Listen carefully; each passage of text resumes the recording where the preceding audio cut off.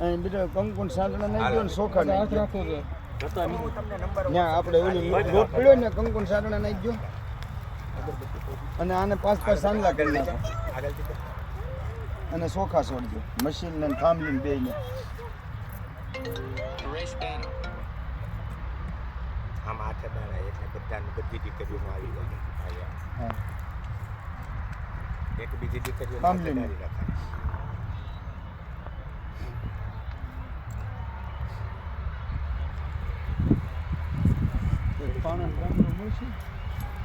થાંભલી ભટકાડીને લીધે નાખો.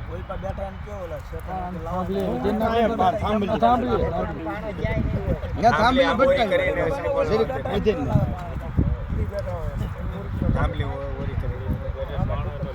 ઓલી શેવડો આમ નજીક કરતો ભાઈ બસ એમ સમજો ઘડી પેલી આગી લઈ લે. આ દેવો પેટાઈ ગયો છે. હા દેવો તો રહેશે નહીં પણ અગરબત્તી નાના થાય